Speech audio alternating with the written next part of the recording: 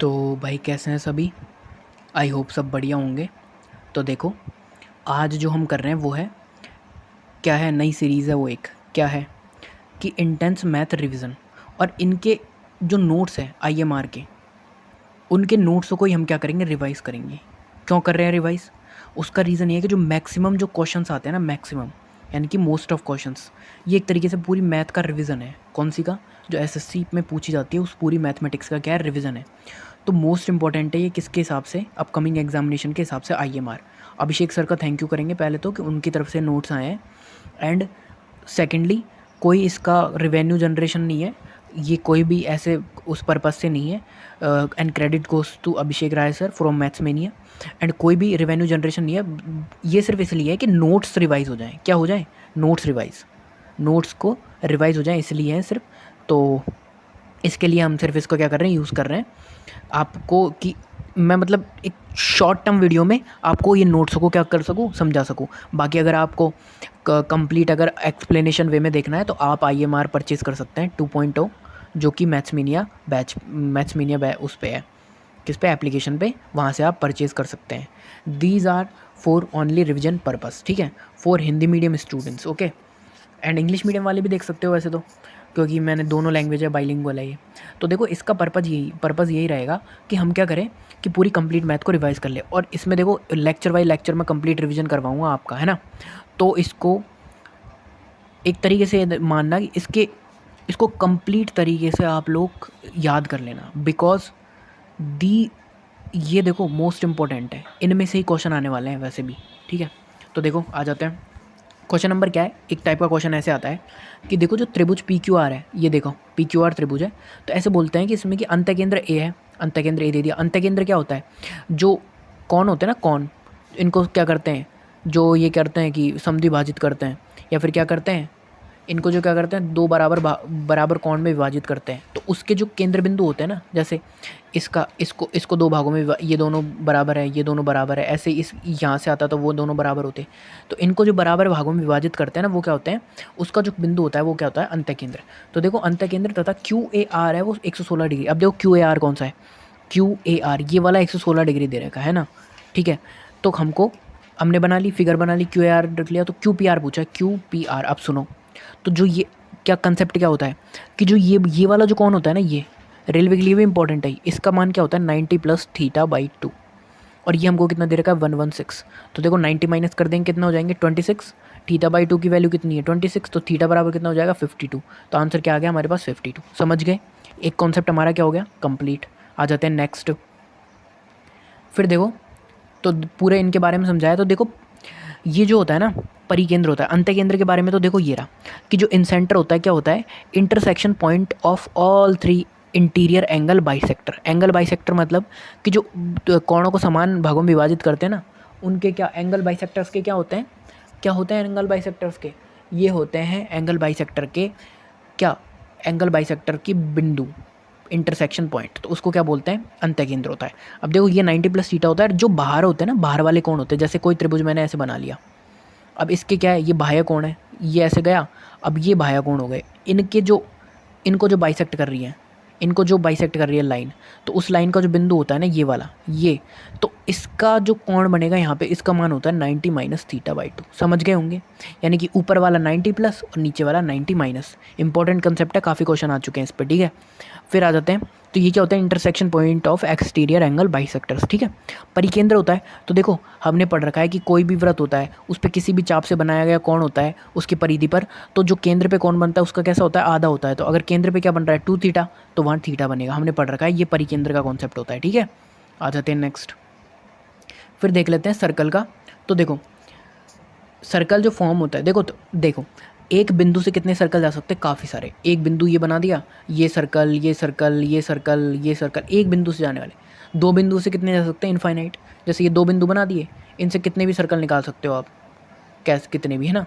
फिर आ जाते हैं तीन बिंदुओं से, सिर्फ तीन बिंदुओं से, तीनों से कोई कोई वो नहीं जाता, लीनियर होने, कोलीनियर मतलब ऐसे हैं, कैसे, ऐसे।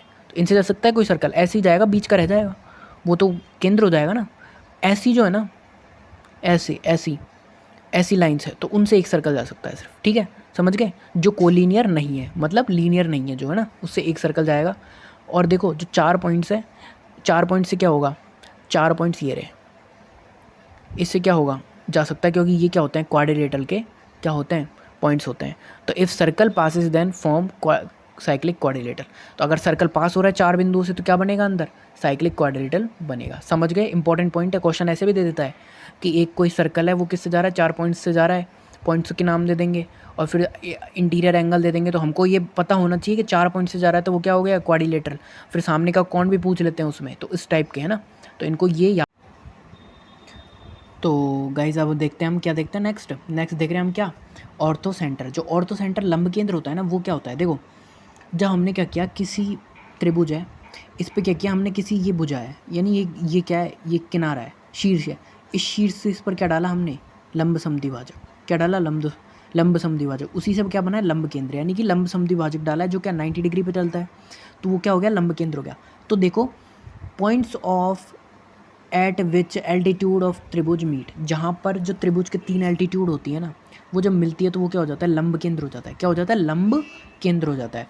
और देखो लंब केंद्र का जो ये ऊपर का कौन होता है ना, 180 माइनस थीटा होता है, ये क्या होता है थीटा, क्योंकि ये देखो ये बन जाता है, क्या बन जाता है, क्वाड्रिलेटरल बन गया ना, क्वाड्रिलेटरल। तो क्वाड्रिलेटरल बन गया तो आमने सामने कौन कौन कितने हो जाएंगे, 180, समझ गए। तो इससे ये थीटा और ये 180 माइनस थीटा, समझ गए होंगे। आ जाते हैं नेक्स्ट।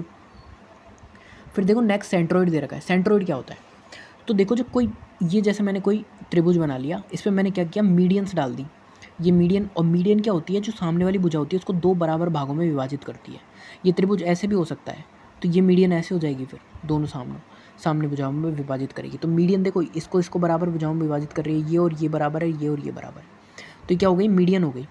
मीडियन क्या होती है, जिस शीर्ष से आती है, जैसे मैंने डाली इस वाले शीर्ष से मीडियन डाली सामने, और इस वाले शीर्ष से यहाँ डाली, इस वाले से यहाँ डाल दी, ये क्या हो गया, ये हो गया मेरा सेंट्रोइड। अब सेंट्रोइड होता है ना, तो ये जो जिस शीर्ष से आती है ना वो 2:1 में विभाजित करती है किसको, मीडियन होती है ना। तो ये जो होता है ना सेंट्रोइड, ये क्या करता है कि जो मीडियन होते हैं ना उनको क्या करता है, 2:1 में डिवाइड कर देता है। जैसे देखो ये 2 हो रही है और ये 1 हो रही है, ऐसे ही है ना। इस सीट से देखेंगे तो ये 2 हो जाएगी और ये 1 हो जाएगी, इससे ये 2 और ये 1 हो जाएगी, इस रेशो में डिवाइड कर देता है। ठीक है, आ गया होगा समझ। अब देखो, तो देखो ये ए पॉइंट है, तो इसके सामने की भुजा ए, ये बी है, बी पॉइंट तो इसके बी, और ये सी है तो इसके सी, ऐसे मान सकते हैं हम, है ना। तो इस क्यों मानिए, क्योंकि हमको क्या निकालना है, इसकी लेंथ, मीडियंस की लेंथ कैसे निकालते हैं। तो देखो लेंथ ऑफ मीडियन कैसे निकलती है, तो हम क्या करेंगे, 1/2 कर देंगे। फिर जितनी भी लेंथ है ना ये, इनको क्या कर देंगे, 2b², यानी कि ये वाली आजू बाजू की स्क्वायर, यानी 2b² + 2c², और माइनस नीचे का स्क्वायर, सीधा क्या हो जाएगा, 1/2 अंडर रूट आजू बाजू का स्क्वायर, यानी 2b² + 2c² माइनस a², समझ गए। यानी आजू बाजू और माइनस ये, समझ गए, इनमें से समझ गए होंगे। और 1/2 ले लिया और रूट ले लिया, आ गया होगा इजीली समझ। आ जाते हैं नेक्स्ट क्या दे रखा है हमको, नेक्स्ट कॉन्सेप्ट। तो देखो नेक्स्ट क्वेश्चन क्या है कि जो ABCD एक समलंब है, ABCD समलंब दे रखा है, ठीक है। AB और CD समानांतर है, ये दोनों समानांतर है, ये दोनों, तो ये भी समानांतर हो गई बीच वाली। E और F AD और BC के मध्य बिंदु है, ठीक है। जो दो समांतर भुजाएं नहीं है, ये क्या है, क्या है, जो समांतर भुजाएं नहीं है, मतलब नहीं है ये समांतर भुजाएं, याद रखना नहीं है ना। यदि EF AB के समांतर है, EF है ना AB के समांतर है, समझ गए। EF किसके समांतर है, AB के। कौन सी समानांतर भुजाएं नहीं है, AD और BC। AD और BC मतलब समझ रहे हो, ये समानांतर नहीं है, क्योंकि तो त्रियक हो गई ना। अब देखो ये दोनों समानांतर है, ये दोनों भी समानांतर है, ये आपस में समानांतर है, तो तीनों आपस में क्या हो गए, समानांतर हो गए। तो देखो पैरेलल हो गई। तो AB बराबर क्या है, 28 दे रखा है हमको। AB कितना दे रखा है, 28, और CD कितना दे रखा है, 18। हमसे पूछा क्या है, EF पूछा है। अब सुनो इसका सिंपल फॉर्मूला क्या होता है। तो देखो अगर ऐसा क्वेश्चन दे दें तो सिंपल है, EF निकालने के लिए हम क्या करते हैं, 1/2 करेंगे, AB और DC को क्या कर देंगे, ऐड कर देंगे, सिंपल, और कुछ नहीं है। अब देखो यहाँ पे AB कितना है, 28 और 18 कितने हो गए, 46, तो 46/2 तो कितने हो जाएंगे, 23, तो 23 क्या हो जाएगा, EF हो जाएगा। सिंपल कॉन्सेप्ट है, याद रखना है ना। इसी से रिलेटेड देखो ट्रेपेजियम का या समलंब का एक और होता है EF, ये EF निकलवाते हैं। मतलब अब EF पता है क्या है, E तो है ना, ये तो इस वाले जो ये वाला जो विकर्ण है ना, इसका मध्य बिंदु है, यानी कि मिड पॉइंट। और ये BD है, BD का मिड पॉइंट है F, समझ गए। तो ये दोनों क्या है, आपस में मिड पॉइंट्स है। तो देखो हमको क्या करना है कि EF कैसे निकलेगा, तो हम देखो AB और CD दे रखा है ना, इनको क्या कर देंगे, A B minus C D कर देंगे और इसका हाफ कर देंगे। A B minus C D बटा दो, कुछ नहीं करना। यहाँ जो भी दे रखा है, यहाँ जो भी दे रखा है, इन दोनों को माइनस किया, इसमें से इसको बड़ी वाली में से छोटी वाली माइनस की और हाफ कर दो, कुछ नहीं करना। समझ गए? ये होता है ट्रेपेजियम के कॉन्सेप्ट। नेक्स्ट आ जाते हैं हम लोग। नेक्स्ट क्या दे रखा है हमको? तो देखो नेक्स्ट दे रखा है सर्कल से रिलेटेड। देखो क्या है कि 22 सेंटीमीटर और 10 सेंटीमीटर त्रिज्या वाले दो वृत्तों के केंद्रों के बीच दूरी कितनी है? 37 सेंटीमीटर। ठीक है, 22 और 10 यानी कि 32, यानी कि मतलब क्या है कि जो डी है दूरी वो किससे बड़ी है? R1 प्लस R2 से। समझ गए? समझ गए होंगे। तो देखो दूरी कितनी है? 37 सेंटीमीटर है। इन दोनों वृत्तों की सीधी उभयनिष्ठ रेखा, सीधी कौन सी? ये वाली। ठीक है, तो ये वाली जो उभयनिष्ठ स्पर्श रेखा है, मैं थोड़ा कलर चेंज कर लेता हूँ इसका। कौन सी है? सीधी जो उभयनिष्ठ रेखा है, इसमें क्या करना है? स्पर्श रेखा के बिंदु है एम और क्यू है, तो रेखाखंड एम क्यू की लंबाई याद करनी है। क्या? जो उभयनिष्ठ अनुस्पर्श रेखा है, इसकी जो स्पर्श बिंदु है ये वाले, तो इनकी क्या एम और क्यू की, इस रेखाखंड की लंबाई याद करनी है। मतलब हमको पता है क्या याद करना है? हमको इस स्पर्श रेखा की लंबाई यानी कि उभयनिष्ठ स्पर्श रेखा की लंबाई पूछी है। डायरेक्ट कॉमन टेंजेंट, इसका सिंपल फॉर्मूला होता है कब? जब जो डी होता है ना, डी ये किससे? R1 प्लस R2 से बड़ा हो, तब क्या फॉर्मूला होता है वो सुनो। तो तब होता है D square minus R, D square minus capital R यानी बड़ा वाला, स्मॉल आर का, इसका होल स्क्वायर और इनका अंडर रूट। समझ गए? क्या? डी स्क्वायर हो गया, फिर माइनस आर का होल स्क्वायर और इसका अंडर रूट। आ गया समझ? तो देखो यहाँ 37 माइनस 12 का स्क्वायर कर देंगे। 12 क्या है? 12 क्या है? इन दोनों का डिफरेंस है ना, 22 माइनस 10, तो 12 का स्क्वायर कितना हो गया? 37 स्क्वायर माइनस 12 का स्क्वायर। तो देखो कैसे करेंगे, 37 और 12 एक बार जोड़ लेंगे, फिर एक बार घटा लेंगे, तो 25 इंटू 49 आ गया, 49 का 7, 25 का 5, 35 आ गया। आ गया समझ? देखो आ जाते हैं नेक्स्ट। अब इसमें देखो और भी होती हैं। कैसे?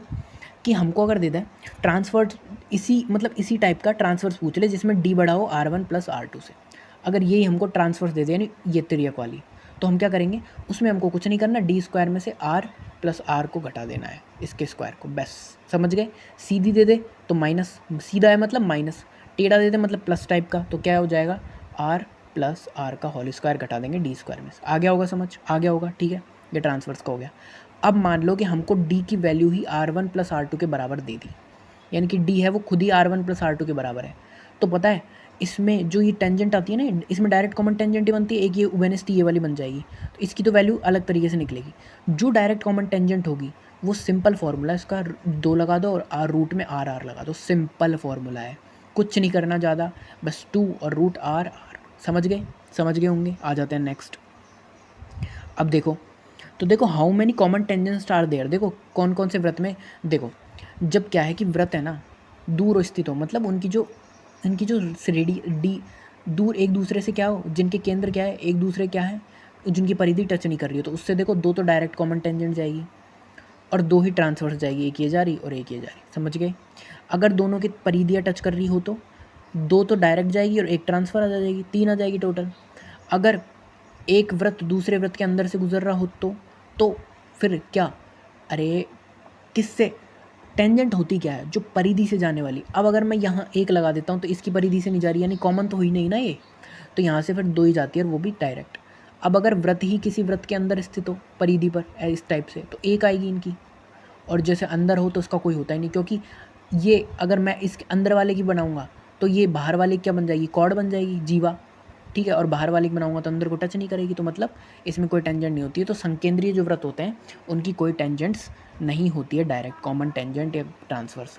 अब देखो नेक्स्ट कॉन्सेप्ट देख लेते हैं क्वेश्चन के हिसाब से, कि देखो हमको क्या दे रखा है, पी और क्यू वाले व्रतों के 2 केंद्र बिंदुओं सी और डी पर प्रतिच्छेद करते हैं। तो देखो पी और क्यू है, ये क्या है? 2 व्रत केंद्र वाले व्रत हैं, पी और क्यू इनके केंद्र हैं। ये क्या कर रहे हैं? सी और डी पे क्या कर रहे हैं? प्रतिच्छेद कर रहे हैं। ये देखो ये सी पे कर रहा है प्रतिच्छेद या डी पे कर रहा, ठीक है। अब सुनो, ए बी बिंदु ए और बिंदु बी पर खींची गई 2 स्पर्श रेखाएं ए बी। तो देखो एक तो ए पर खींच दी, ये ए है ये बी है, तो हमने क्या किया, एक तो ए पर एक खींच दी, ए और बी की एक स्पर्श रेखा खींच दी, ठीक है। फिर क्या है? खींची गई स्पर्श रेखा है, यदि ए डी बी बराबर 68 डिग्री है, ए डी बी कितना दे रखा है? 68। कितना दे रखा है? 68। अल्फ़ा का वैल्यू कितना है? 68। पूछा क्या है हमसे? ए सी भी पूछा, ए सी कौन सा? ये वाला। सी कहाँ पे है? ये सी ये रहा, ए सी बी यानी नी ऊपर का। अब सुनो कैसे निकालेंगे इसको। तो देखो हमने ऊपर वाले को क्या नाम दे दिया, बीटा। अब सुनो कैसे होगा ये। तो इसका सिंपल फॉर्मूला है, अगर इस टाइप की आपको फिगर मिलती है, इसमें क्या करना है हमको, इसका देखो पीछे का लॉजिक बता देता हूँ थोड़ा। तो देखो ये कौन किस पे बन रहा है, किस पे बन रहा है, ये कौन बन रहा है किस पे, ये कौन बन रहा है परिधि पर, पहली चीज़। फिर देखो थोड़ा थोड़ा ऐसे दिख रहा है, ये क्या हो जाएगा, इसके सामने का कौन, यानी कि दोनों का योग कितना हो जाएगा 180। समझ गए। तो देखो अल्फ़ा प्लस बीटा यहाँ पे क्या होगा, ये वाला जो एंगल होगा और ये वाला एंगल दोनों 180 के बराबर होंगे। तो 68 प्लस बीटा बराबर 180, तो बीटा का मान क्या आ जाएगा 112। ये वाला कंसेप्ट हमको याद कर लेना है, इंपॉर्टेंट कंसेप्ट है, ठीक है। फिर आ जाते हैं, देखो एडवांस मैथ का है पूरा, पहले पहले एडवांस करेंगे उसके बाद अरिथमेटिक वाले, है ना। तो पहले एडवांस के चल रहे हैं इसलिए सारे एडवांस के आएंगे। अब देखो कुछ इंपॉर्टेंट कंसेप्ट और होते हैं, जैसे कि हमको दे दे कि अल्टरनेटिव थ्योरम वाला है, अल्टरनेट थ्योरम का है, देखो ये जैसे ये है तो ये अल्टरनेट इसका जो ये दोनों बराबर हो जाएंगे, ठीक है। इसी तरीके से ये अल्टरनेट है तो ये भी बराबर हो जाएंगे, ये इसको याद रखना है एक कंसेप्ट को, है ना। इसमें देखो एक चीज़ और बता देता हूँ, जैसे अगर यहाँ पे क्या है केंद्र यानी सेंटर, और सेंटर से अगर यहाँ कोई कोड मतलब हम डाल रहे हैं ना लंब, तो ये 90 डिग्री का एंगल होता है, याद रखना ये चीज़, है ना। फिर एक ऐसे ही है, एक देखो ये आ गया कि जैसे हमने एक क्या खींच दी, डायरेक्ट कॉमन टेंजेंट खींच दी। तो देखो तो इस टाइप का अगर फिगर दे रखा हो तो ये देखो ये वाला 90 होता है, कौन सा, ये जो है ना बीच का, ये 90 है। तो 90 तो बचेंगे दोनों, वो दोनों 90 के हो जाएंगे, तो अल्फा प्लस बीटा क्या हो जाता है 90। अगर आपको ऐसा फिगर कहीं भी दिख रहा है, अब सुनो अगर मैं इसका ऐसे बना देता तो देखो इसका अल्टरनेट कहाँ बनता है, या तो ये दोनों एंगल भी क्या होते हैं, बराबर होते हैं, याद है ना, अभी अभी बताया ये वाला। तो देखो ये चीज़ आगे समझ। अब नेक्स्ट वाले पे आ जाते हैं। तो देखो नेक्स्ट में क्या दे रखा है कि 72 मीटर और 128 मीटर की दूरी क्रमशः बिंदु एम और एन की एक ऊंची इमारत दे रखी है, ठीक है, 72 और 28 की, ठीक है। इनके शीर्ष के उन्नयन कोण इमारत के आधार से एक साथ एक ही सीधी रेखा में पूरक हैं। पूरक, अब देखो याद करो कि क्या है, एक ही दिशा में इस टाइप से है, ये इमारत दे रखी है ऐसे, है ना, इस टाइप से 72 मीटर ऊंची इमारत, नहीं एक ही इमारत है, सॉरी, इमारत कितनी है, ओनली वन, ये इमारत है। इससे देखो 2 पॉइंट्स है, 2 पॉइंट्स इस तरीके से दे रखे हैं। तो इनकी जो आधार जो कोण है ना वो क्या है, पूरक है, ये थीटा है, तो ये क्या हो जाएगा 90 माइनस थीटा, इस टाइप से दे रखी है ना। और 72 मीटर और 128 मीटर की दूरी पर है, तो यहाँ से कितना है, यहाँ से 72 हो जाएगा, और ये टोटल कितना है 128, ठीक है।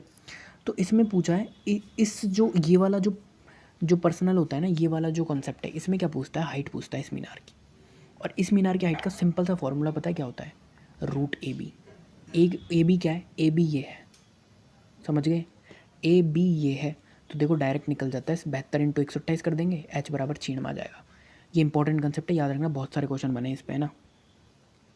फिर आ जाते हैं नेक्स्ट क्या दे रखा है कि एक इमारत के ऊपर से एक पोस्टर लगा, इमारत के ऊपर एक पोस्टर लगा रखा है, ठीक है। ये एक इमारत बना दी और इसके ऊपर पोस्टर रहा। फिर क्या है कि एक व्यक्ति इमारत से 50 मीटर की दूरी पर ज़मीन पर ये व्यक्ति खड़ा है, ठीक है। पोस्टर के शीर्ष से पोस्टर के तल का उन्नयन कोण, यह शीर्ष है और ये तल है, तो इसका तल का उन्नयन कोण कितना है, पोस्टर के कहाँ से, पोस्टर के तल से, तल का, पोस्टर के तल का किसके शीर्ष से, पोस्टर के शीर्ष और पोस्टर के तल का उन्नयन कोण कितना है 45 और 30। तो देखो तल का तो कितना है 30 और ऊपर का कितना है, मतलब इसका शीर्ष का 45, तो 30 और 45 है, इस टाइप की फिगर आ जाए तो पोस्टर की ऊंचाई 200% क्या है, मीटर में क्या होगी, 200% पूछा है, ठीक है। अब सुनो इस टाइप के में करते क्या है, अब देखो तो देखो 50 मीटर दे रखा है। अब अगर हमको पता है कि जैसे 30 डिग्री होती है, तो 30 के सामने हमने एक ट्राइंगल कौन सा पढ़ा है, ये वाला ट्राइंगल पढ़ा है 30 60 90। तो ये कौन सा है, ये 90 है, ये मैंने माना 30 और ये है 60, ये वाला ट्राइंगल हमने पढ़ा है। तो 30 के सामने क्या होता है 1, 60 के सामने क्या होता है √3 और 90 के सामने क्या होता है 2, समझ गए। तो यहाँ देखो 30 के सामने क्या होगा, ये वाला क्या होगा 30 के सामने, बताओ 1 होगा ना, 30 के सामने 1, तो इसकी जो वैल्यू होगी ना इसकी कंप्लीट। और हमने एक 45 वाला भी एक ट्राइंगल होता है, कौन सा 45 का, तो देखो 45 45 और 90, ठीक है। तो इनमें क्या होता है 45 के सामने 1, इधर 45 के सामने 1 और ये होता है √2। अब सुनो तो 45 पूरा एंगल है ना, तो पूरा कितना हो जाएगा 50, क्यों, इसकी वैल्यू 1 है तो 45 के सामने क्या हो जाएगी 50 हो जाएगी। तो ये 1 1 होता है ना, 1 1 का रेशो। आ गया समझ? ये 50 आ गया। अब सुनो, अब हमको पता है कि क्या क्या पता है हमको कि जो 30 होता है ना, 30 के सामने क्या होता है, 60 के सामने क्या होता है, √3, है ना। तो देखो, या इसके लिए ये 60 बन गया 60, और 60 के सामने क्या दे रखा है, √3। तो √3 की वैल्यू कितनी दे रखी है, 50 मीटर। तो 1 यूनिट की वैल्यू कितनी आ जाएगी, 50 बटा √3। तो हमारे लिए 30 डिग्री की वैल्यू कितनी आ गई, 30 डिग्री मतलब 1, और इसकी वैल्यू कितनी आ गई, 50/√3। और अगर 50/√3 इसकी वैल्यू आ गई, तो अब हमको क्या निकालना है, हाइट निकालनी है। किसकी हाइट निकालनी है, हमको निकालनी है मीनार की हाइट। तो देखो मीनार की हाइट कितनी हो जाएगी, अब सुनो, मीनार की हाइट है 50, ठीक है। तो ऊपर वाली हमने मान ली h, और नीचे वाली 50√3। देखो 2h की वैल्यू निकालनी है, यानी 200% निकालनी है किसकी, और 200% किसकी निकालनी है हमको, पोस्टर की ऊंचाई निकालनी है 200%, यानी h मान ली हमने ये। तो देखो 2h बराबर क्या हो जाएगा, तो देखो 2h का मान क्या होगा, 2 इंटू, सबसे पहले देखेंगे 50√3, पहले 50 -2 इंटू 50√3, यानी कि जो 200% जो 50 का होगा ना, उसमें से 200% किसका घटा देंगे, 50√3। तो ये आ गए। फिर क्या करेंगे, मल्टीप्लाई कर देंगे 100, √3 इधर आ जाएगा, -1/√3, √3 से मल्टीप्लाई कर देंगे, 3 आ जाएगा नीचे। तो आंसर क्या आ जाएगा हमारे पास, 100√3 -1√3/3। सिंपल। आगे समझ, आ गया समझ, ठीक है। अब देखो कुछ देख लेते हैं हम लोग। तो मैंने बताया ना, अभी बताया वही चीज़ है इसमें, ठीक है सारी। अब देखो ये देख लो, इस टाइप की अगर फिगर दे रही हो, जैसे ऐसी फिगर दे रखी हो कि एक मीनार है, उसके अपोजिट साइड में दो लोग खड़े हैं। एक का कितने का है, उन्नयन कोण 30-60 का, एक का है 30 का। अगर ये दे रखा है तो क्या होगा, सेम बेस है दोनों का। तो देखो जो रेशो होगा ना सामने वाली भुजा का, वो कितना होगा, 1:3, याद रखना। अगर इस टाइप का दे रखा है कि ये 30 है, वो 60 है ऊपर का, मतलब कंप्लीट 60 है। अगर कंप्लीट 60 है तो 2:1, और टोटल कितना हो जाएगा, 3। समझ गए होंगे, ठीक है।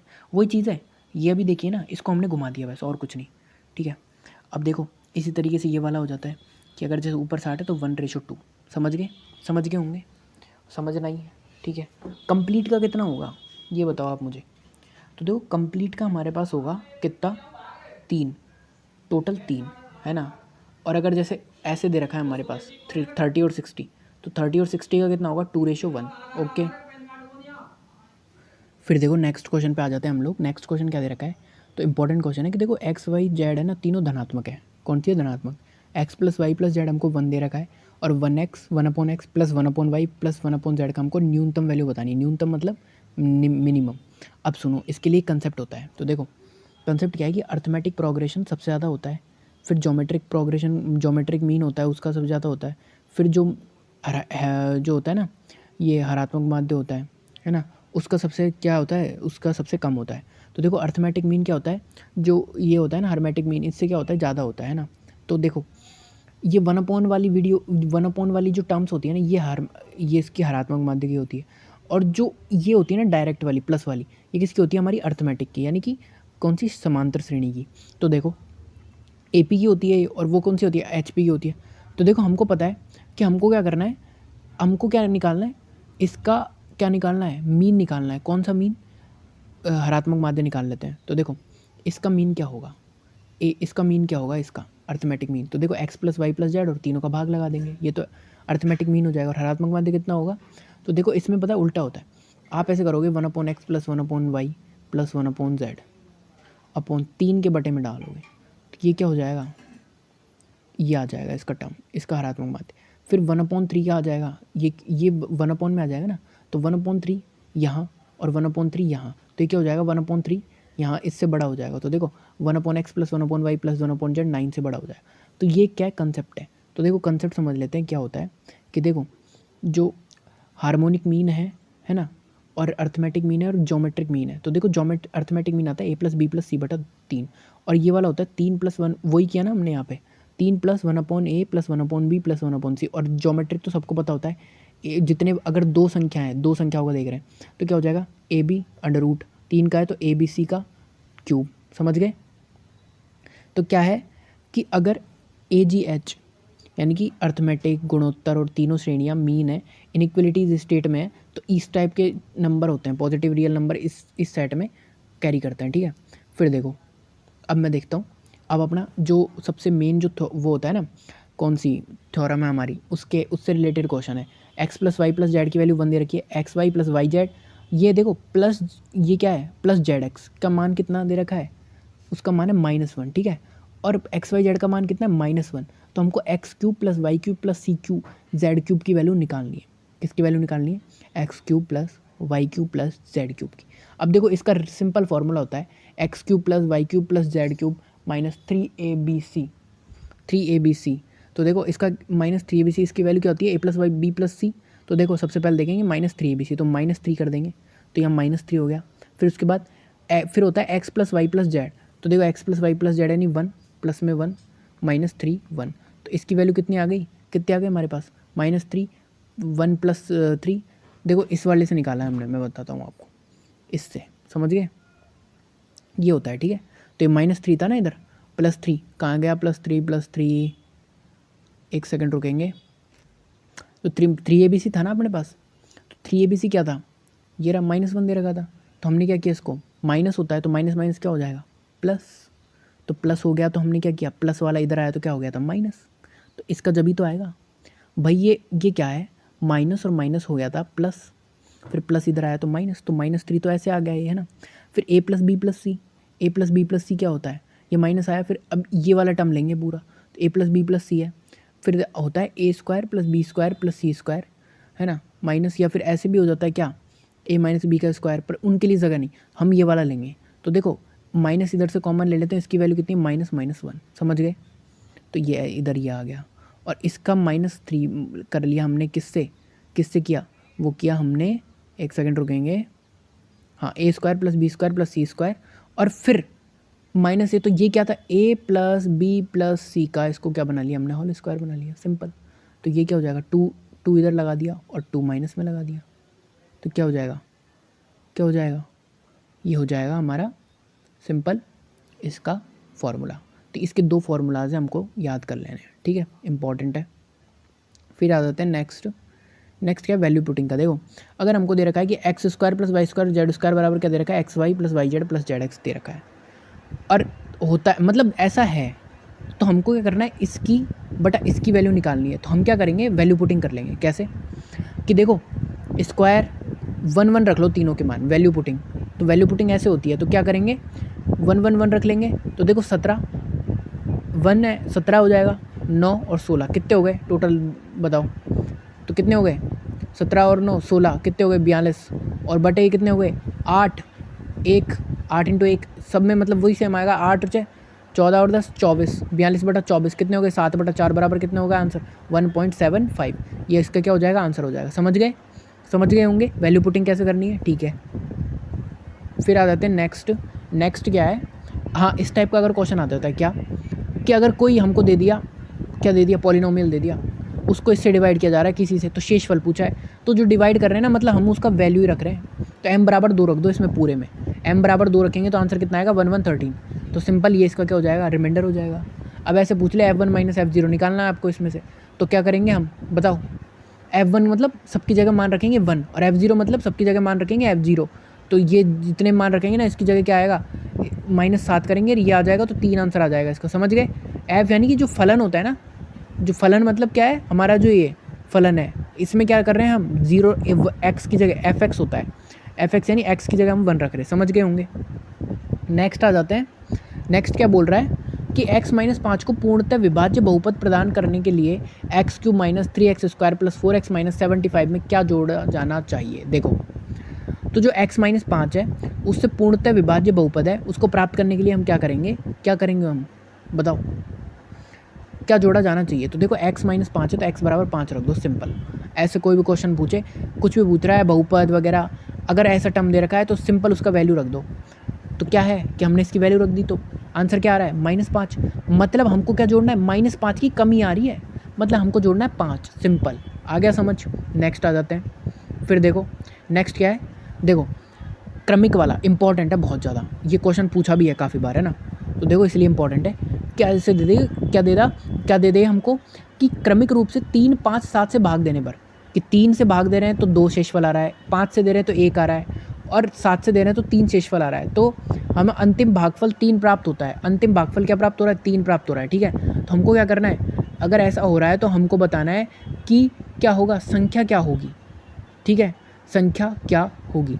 तो हम सुनो, अगर 3 से भाग देने पर 2 आ रहा है, ठीक है, 3 से भाग देने पर 2 आ रहा है, तो देखो इसके 2 टाइप है। अब मैं आपको एक ट्रिक भी बताऊंगा और ये वाला भी बताऊंगा। सबसे पहले इजी बेसिक मेथड क्या है, 3 5 7 लिख दो, फिर 2 1 3 लिख दो और नीचे से चलते जाओ, कैसे 7 3 फिर 5 1 फिर ऐसे। तो क्या करना है कि पहले मल्टीप्लाई करना है फिर ऐड करना है। तो देखो सबसे पहले करेंगे 7 या 21, 21 का क्या करेंगे, 21 में मल्टीप्लाई कर दिया हमने 7 को, ठीक है, तो क्या हो गया 121 मल्टीप्लाई 3 प्लस 2, ठीक है, पूरा है ना 121, हाँ ठीक है। फिर हम क्या करेंगे, फिर हम करेंगे 24, फिर कितने हो जाएंगे, 5 या 15, 7 या 21 और 5 कितने हो गए, 24 मल्टीप्लाई 5 प्लस 1 हो गया, 121 आ जाएगा। फिर 7 या 21 प्लस 3, देखो इधर से आया, 7 या 21 प्लस 3 24 आ गया। फिर 24 इंटू 5 प्लस 1 कितना आया, 121। फिर 121 इंटू 3 प्लस 2, समझ गए, तो 365, तो लास्ट में 365 आ गया। और इसका दूसरा मेथड, भाई कोई संख्या को हम क्या कर रहे हैं, 3 से भाग दे रहे हैं, तो रिमाइंडर कितना आ रहा है, 2, ठीक है, 2 आ रहा है ना। अब इसमें लगाएंगे हम वोमिटो, क्या लगाएंगे, वोमिटो एक थ्योरम होती है, अभिनय सर स्पेशल, उसको देखेंगे। तो देखो जब हम क्या कर रहे हैं, 3 से डिवाइड कर रहे हैं, तो हमको रिमाइंडर कितना मिला, रिमाइंडर मिला 2। तो हम इसी संख्या को अगर 9 से डिवाइड करते हैं तो क्या क्या रिमाइंडर मिल सकते हैं। तो इसका एक सिंपल सा फॉर्मूला है, या तो मिलेगा 3, ठीक है, या 3 इंटू 1 प्लस 2, या 3 इंटू 2 प्लस 2। ये इसका क्या है, थोड़ा मेथड है, मतलब इस टाइप के कि किसी का रिमाइंडर निकालना हो तो ऐसे। तो क्या मिल सकता है, तो 3 मिल सकता है, 3 एकम 3 और 2 5 मिल सकता है, या फिर 3 दूनी 6 और 2 8 मिल सकता है। 3 रिमाइंडर मिल सकते हैं हमको इसमें। अब हम क्या करेंगे कि 9 से डिविज़ल करें, क्योंकि सबसे ईजी होता है 9 से किसी भी संख्या को डिविज़ल करना, 9 हुआ और हटा दो। तो 9 से हम जब क्या करेंगे, 9 से जब हम डिविजिबल करेंगे तो क्या क्या आएगा, 3 आएगा, या तो या 5 आएगा या 8 आएगा, ठीक है, देखते हैं। तो देखो पहले देखते हैं, 3 और 6 9 गया, 7 बच रहा है, नहीं है आंसर, इसमें है नहीं है, ये आंसर हट गया। फिर देखो 3 और 6 9, 2 बच रहा है, 2 है नहीं है, ये भी आंसर खत्म। 3 और 6 9, 0 बच रहा है, 0 है नहीं है, मतलब ये 3 और 6 दोनों काट दिया, 9 5 शेषफल है, 5 आ रहा है, मतलब कि यही आंसर हो जाएगा। अब सुनो, अगर ये फेल हो जाता है कि हाँ भाई 2 ऑप्शन बच गए हमारे पास, तो फिर हम किसका देखेंगे, 5 का देखेंगे। किसका देखेंगे, 5 का, कि 5 से डिविजन करने पर इतना आ रहा है तो 10 से करने पर कितना होगा, समझ गए। तो ऐसे वोमिटो बहुत ही इंपॉर्टेंट कॉन्सेप्ट है, आप अभिनय सर की जाके वीडियो देखो, इससे ये ऐसे क्वेश्चन चुटकियों में हो सकते हैं, ठीक है, इतना दिमाग इसमें लगाने की ज़रूरत भी नहीं थी, ठीक है, बाकी बेसिक पता होना चाहिए, समझ गए। आ जाते हैं नेक्स्ट। तो देखो नेक्स्ट क्या दे रखा है हमको, ज्योमेट्रिक प्रोग्रेशन दे रखी है। तो देखो 3 है, फिर 3 का स्क्वायर है, प्लस 3 का क्यूब है, प्लस ऐसे, वैसे होने को तो हाँ ज्योमेट्रिक है, कौन सी है, ज्योमेट्रिक है, हाँ ज्योमेट्रिक प्रोग्रेशन है, ठीक है। तो इसमें क्या है कि 3 है, 3 का स्क्वायर है, 3 का क्यूब है, 3 क्या मतलब किस में बढ़ रहा है,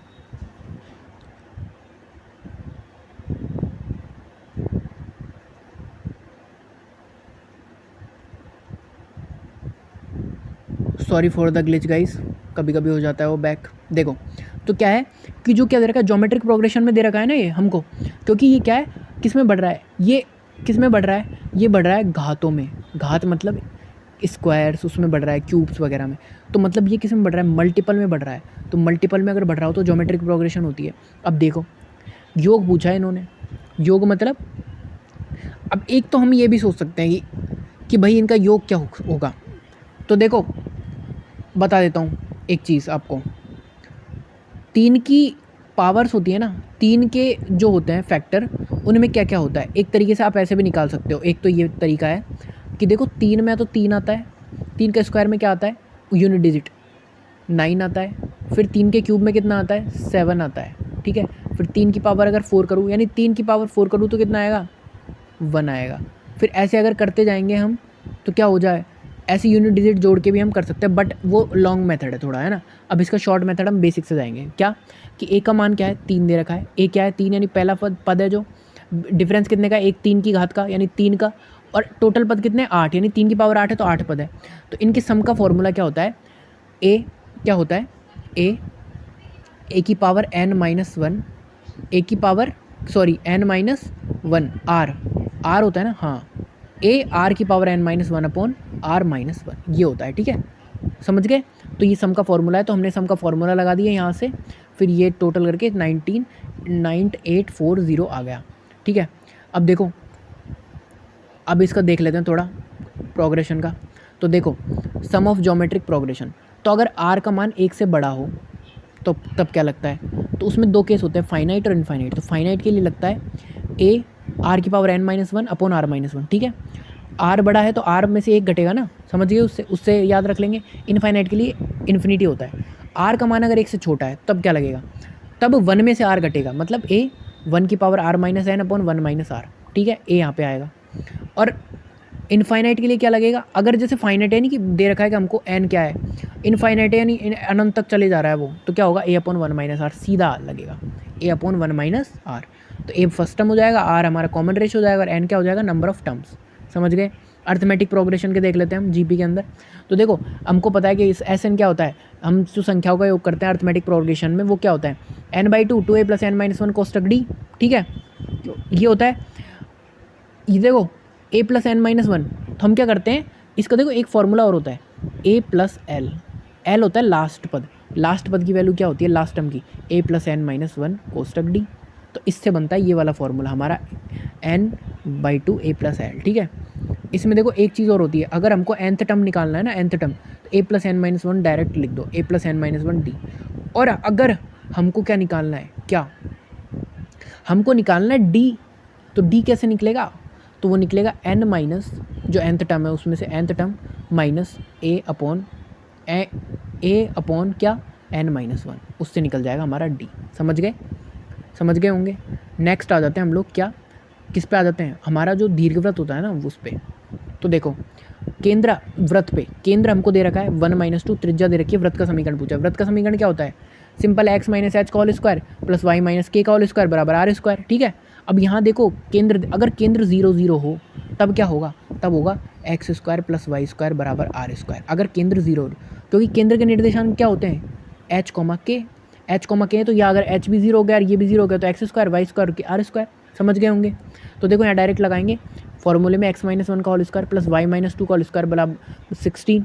तो देखो minus two X plus four Y आ जाएगा इधर, 1 प्लस 4, तो कितना आ जाएगा आंसर, 11 आ जाएगा, कितना 11, समझ गए कैसे आ जाएगा, क्योंकि हमने क्या किया इधर, देखो ये आंसर मिल रहा है हमको ऐसे कैसे।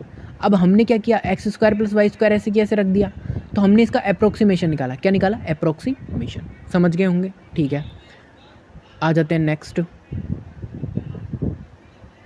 तो नेक्स्ट क्वेश्चन क्या है, देखो नेक्स्ट क्वेश्चन है, हमको केंद्र दे रखा है 3 इकाइयों की त्रिज्या वाले गोले का समीकरण। देखो 3 वाला देखना है, तो 3 वाले में कुछ नहीं है, उधर क्या होता है एक्स, ये क्या है 3D वाला है, गोला है, वो वृत्त है, गोला है, तो इसमें कुछ नहीं, एच के और एल होते हैं इसमें, है ना, तो कुछ नहीं करना है, एच के एल है, रेडियस आर दे रखी है, तो एक्स माइनस वन का whole square, Y minus two का, जेड माइनस थ्री का बटा 3 का स्क्वायर, सिंपल, समझ गए होंगे, है ना। लास्ट है आज की क्लास का कंसेप्ट, और वो क्या है कि अगर हमको ऐसे दे रखा हो 2 sine theta plus 3 cos theta का मैक्सिमम वैल्यू कैसे निकलती है। तो देखो हमने पढ़ा है कि अगर दे रखा हो a साइन थीटा, ये देखो, और b कोस थीटा दे रखा हो, और पूछिए मैक्सिमम और मिनिमम वैल्यू, तो देखो मैक्सिमम वैल्यू इसकी होती है a square plus B square plus में, ठीक है, और मिनिमम वैल्यू होती है माइनस में a square plus B square. Maximum निकालनी है हमको, तो मैक्सिमम क्या हो जाएगा, a है 2 का स्क्वायर, b है 3 का स्क्वायर और रूट 13, समझ गए। और मिनिमम वैल्यू निकालनी है तो वही रूट माइनस का रूट 13, ख़त्म, समझ गए। तो आज के लिए इतना ही। हमने लेक्चर 1 के जितने भी नोट्स थे, जितनी भी हमारी IMR के नोट्स थे लेक्चर 1 के, वो कंप्लीट हमने क्या कर लिए, एक्सप्लेनेशन वे में समझ लिए हैं, टोटल सारे कॉन्सेप्ट देख लिए हैं इसमें। और ये देखो बेस्ट चीज़ है रिवीजन के लिए। और अगर आपको देखो इसको बैच से तरीके से पढ़ना है ना सर से, तो आप पढ़ सकते हो, मैं सिर्फ नोट्स रिवाइज करवा रहा हूँ, है ना। बाकी आप बैच ले सकते हो IMR 2.0 का, वहाँ से आप कंप्लीट कर सकते हो, ठीक है। बाकी आप रिवीजन के तौर पर इसको देख सकते हो।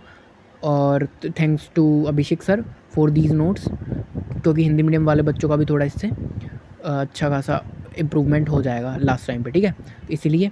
और बाकी सर को कोई फाइनेंशियल इशू, रेवेन्यू का इशू ना हो, इसलिए मैं यही सजेस्ट करूँगा कि आप सर के नोट्स क्या करो, एक बार सर के बैच को एक बार देख लो, वहाँ की वीडियो, बिकॉज़ ये कंटेंट उन्हीं का है, ठीक है। तो आज के लिए इतना ही, बाकी करेंगे नेक्स्ट वीडियो में, तब तक बने रहना।